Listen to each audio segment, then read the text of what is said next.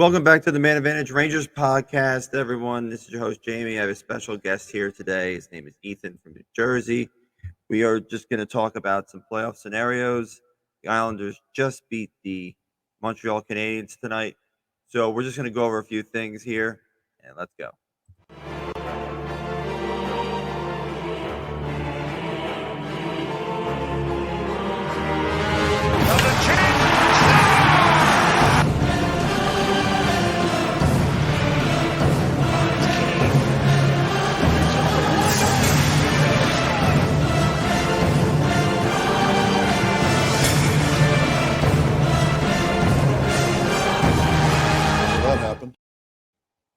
All right, guys, welcome back to the Man Advantage Rangers podcast. If you're new to the channel, please hit the like button, and it helps out the channel, and give us a subscription there.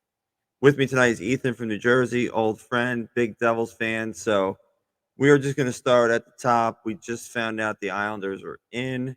So right now, as we speak, we're looking at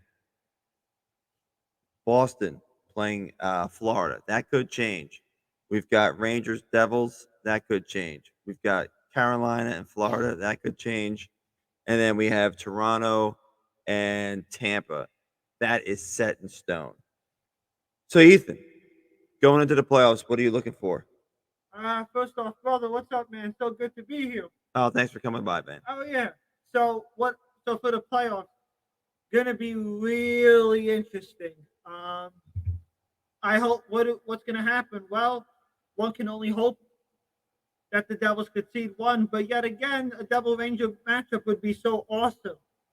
It would just be like a conference final matchup, trying to see both teams so equally close, neck and neck. 5-2 Devil win, 4-1 Ranger win. Nobody knows what that series is going to hold, so it's just going to be so interesting now. On the very last day of the regular season tomorrow, what's going to go down? Yeah, there's still so many changes that could take place because of the way the standings are. You've got New Jersey with the legit chance to come in first. Who are they playing tomorrow? The Caps. Oh, okay, yeah. So they have the Caps, and then you got the Panthers playing Carolina. That's going to be, you know, I would think that Florida would want to win that game so they don't have to play Boston, because right now Boston is like a machine. Nobody wants to play the Bruins. No, and then over in the West, Edmonton's been on a tear, and then you have I'm just looking real fast. So right now you've got Dallas, Minnesota, but Dallas is winning, so they might win. They would be in first, and right, but Colorado still has 2 games. For the makeup game. Yeah, so you got Dallas Mini, or you have Colorado Mini, and then Winnipeg just got in. Seattle's in as the wild card. Edmonton, LA Kings, but Edmonton could finish. They could finish in first, maybe. But it looks like Vegas, even though Edmonton is playing tonight or tomorrow, Vegas still has like the tiebreaker, and they're in the driver's seat there. So Edmonton and the Kings. I mean, right now, I think Edmonton is the hottest team, and bless you, Edmonton is the hottest team in the West right now. I wouldn't want to play them. I don't think anybody does. I mean, the Oilers right now have been steamrolling. Connor McDavid, I think, is going to do just ridiculous things in the playoffs because he's just the greatest hockey player breathing right now and the greatest athlete playing. So, really difficult. And then you got Colorado, the defending champs, who, they've been kind of fighting injuries all year. Well, Colorado has been able to play really well, but Gabriel Landeskog did not play all year due to a knee injury. Cale Makar, the best defenseman in the league, has been in and out. Right. So you're in a tough spot with Colorado. Yeah, and they lost their goalie, Darcy Kemper, and they got Georgiev, who's had a good year. But he's never been through the rigors of a playoff run. He's always been the backup. This is his chance now. I like Dallas and Minnesota. I like both those teams. Even like a team like LA. I mean, they're they're a really good team. Winnipeg and Seattle are sort of. I don't think they're going to make too much noise. Um, I look. I don't know. The West. I think the West is wide open, and I think the East. It's Boston's tournament to sort of lose, but there is a lot of good. I mean, you have really good teams. You have Boston. You have Tampa, Toronto. A friend of mine mentioned today actually that he thinks if Toronto can get past the first round, that they would pose a huge threat to Boston. What do you think about that? Possible. I just feel like the Bruins are so much better than everybody else. It's just as of now, it's really hard for me to envision who's going to beat them 4 out of 7 times. I think it's very possible that Toronto could put a threat more than Tampa. I feel like even though Tampa can turn it on when they want to, I just feel like Tampa's time has kind of got to them. So I would think that Toronto could do it to the Bruins, but I just feel like the Bruins are just gonna war themselves. Okay.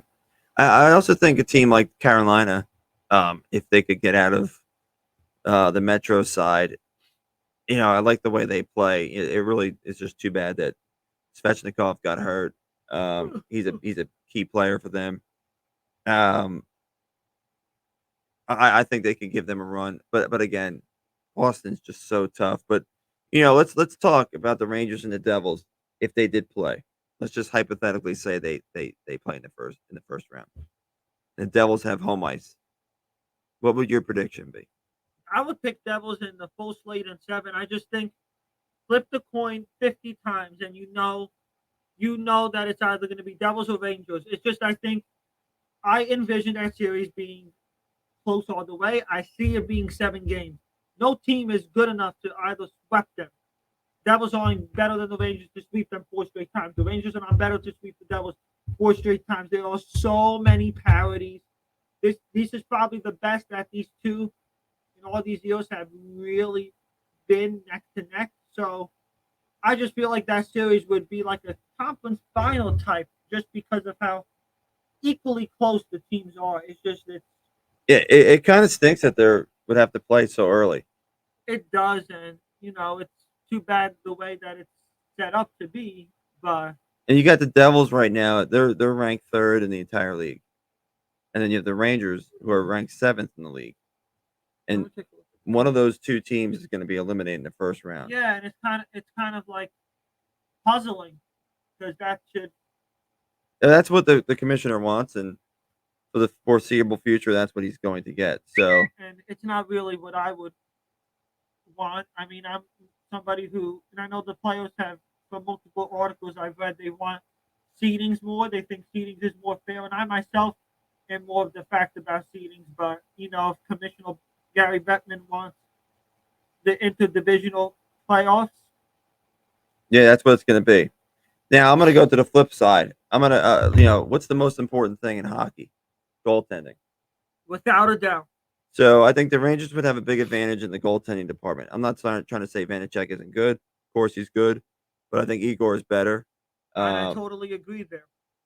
I think the Devils have the more maybe I wouldn't say balanced attack, but they skate really well. I think the Rangers have trouble with speed.